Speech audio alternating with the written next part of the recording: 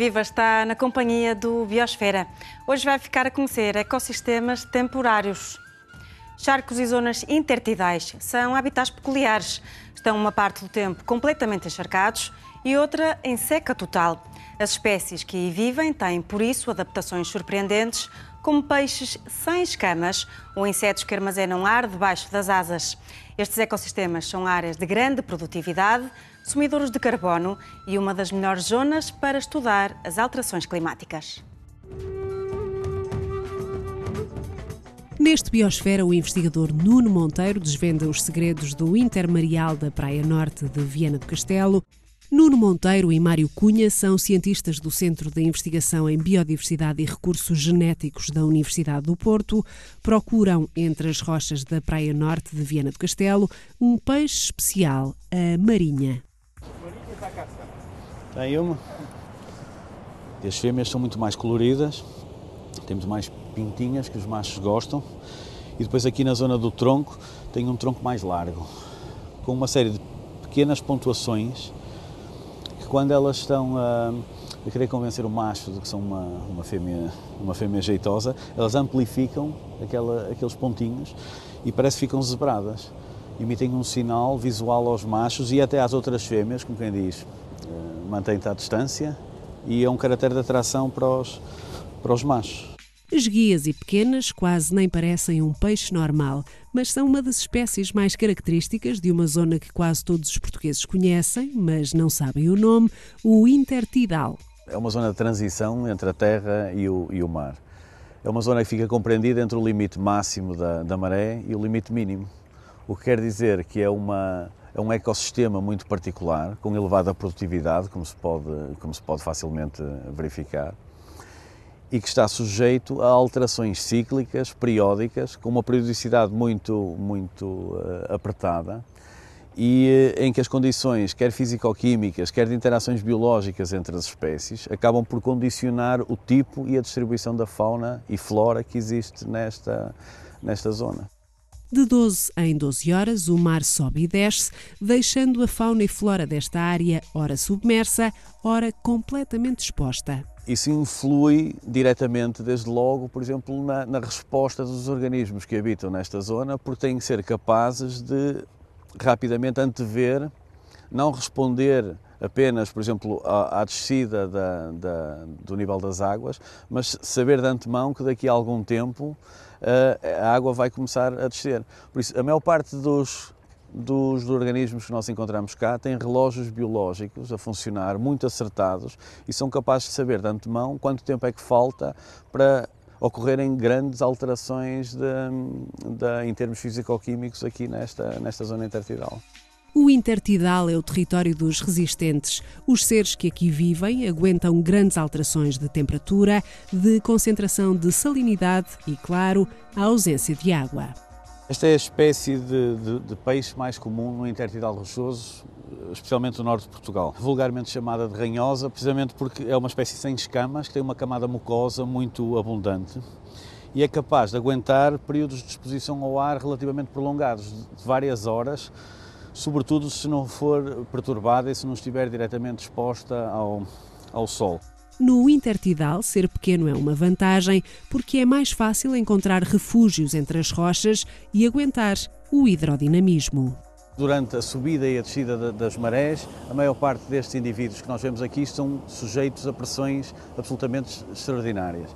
Então, uma das respostas que nós vemos em muitos dos organismos que vivem aqui é serem altamente resistentes, como é o caso dos mexilhões e das cracas, terem formas relativamente aerodinâmicas, não perturbando muito o movimento da água e até desenvolverem às vezes sistemas de amarração, que é o caso dos mexilhões, que têm o chamado biço, uma série de cordas que os prendem às rochas, fazendo com que a pressão da água seja incapaz de os remover. Por outro lado, temos às vezes respostas contrárias, como é o caso, por exemplo, das algas. As algas optaram, em vez de serem absolutamente duras, não todas, nós também temos algas que são calcárias, muito duras, mas temos sistemas que são altamente flexíveis. São muito resistentes, estes caules que nós estamos a ver, o pseudocaulos, são altamente resistentes, por isso é muito difícil, nós podemos dobrá-los, mas não quebrá-los. São dois tipos de respostas que estão em antípodas, mas que são os dois altamente eficazes. Esta espécie Lepidogasta é uma espécie interessantíssima, porque uma das adaptações que nós podemos encontrar aqui é uma ventosa. As barbatanas foram fundidas nesta espécie, formando uma ventosa, o que faz com que eles se consigam agarrar ao substrato, evitando assim serem desalojadas pelas correntes. As anémonas encontraram outro caminho. Sempre que a maré vaza, recolhem os braços e armazenam um pouco de mar dentro delas. Uma outra adaptação fascinante é a das cracas. Um dos problemas a ultrapassar no intertidal é a reprodução. Como é que nós vamos reproduzir? E isso é um problema maior, sobretudo se formos pequenininhos e imóveis, como é o caso das cracas. A partir do momento em que elas recrutam para a zona intertidal, elas fixam-se nestas paredes, às vezes em grandes comunidades, como vemos aqui, mas são incapazes de qualquer tipo de movimentação.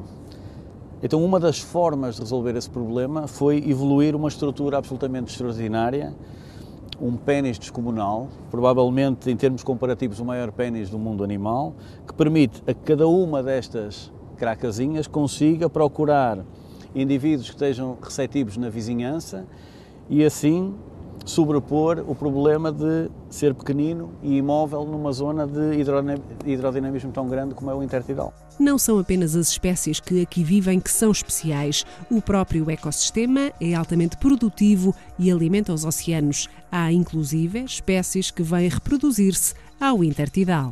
É muito comum, por exemplo, se passearmos aqui à noite nestas praias, vermos chocos a virem colocar as suas posturas aqui perto, e todas as espécies que são residentes aqui também se reproduzem aqui, se bem que depois o desenvolvimento os primeiros estadios de desenvolvimento geralmente ocorra ou na zona mais próxima, mas já no mar, não na zona intertidal, ou então algumas delas são catapultadas por correntes marinhas para alto mar, recrutando depois mais tarde. A zona intermareal é extremamente sensível, por isso os cientistas usam as espécies daqui como sinalizadoras da qualidade da água. Há uns anos fizemos uns estudos precisamente com alguns destes peixes que vivem no intertidal, e o que nós reparamos foi que em praias que estavam mais próximas de zonas poluídas, estamos a falar de poluentes, por exemplo, como produtos estrogénicos, vêm da pílula tomada pelas senhoras, que depois é lixiviada pelos esgotos e acaba por ser depositada na água do mar. Então o que nós vimos, por exemplo, é que tínhamos já alterações na reprodução dos organismos. Nós tínhamos machos que já expressavam proteínas que era suposto só serem encontradas nas fêmeas, ou seja, tínhamos uma femininização dos machos. Zonas como esta são também excelentes pontos para analisar os impactos das alterações climáticas. Nuno Monteiro estuda como a temperatura influencia a seleção sexual das marinhas. Quando falamos da reprodução das espécies que estão aqui, embora elas sejam capazes de aguentar temperaturas muito frias e temperaturas muito quentes, os intervalos de reprodução são geralmente balizados por intervalos de temperatura muito apertados. Quer dizer que pequenas oscilações, sobretudo se elas forem constantes, se forem repetindo ao longo dos anos, como parece estar a acontecer por causa do aquecimento global, nós temos ou shifts ou mudanças na época reprodutiva, ou então podemos ter um encolhimento ou alargamentos dessas épocas de reprodução. Se nós conseguirmos ver ao longo da distribuição desta espécie alterações, sejam elas graduais ou então muito incisivas, sobre o sistema reprodutivo da espécie, isso fazendo um link à temperatura que existe em cada um dos locais, podemos começar a formar modelos para prever de que forma é que alterações na temperatura, por muito subtis que sejam, vão ter uma repercussão sobre populações locais, se em princípio vão ter alterações drásticas na reprodução, se são menos drásticas, portanto tentar perceber de que forma a plasticidade da resposta destas espécies a alterações na temperatura. Quando for à praia e explorar as rochas, já sabe, está num ecossistema temporário especial e sensível, por isso observe, descubra, mas não cause stress aos seres do intertidal.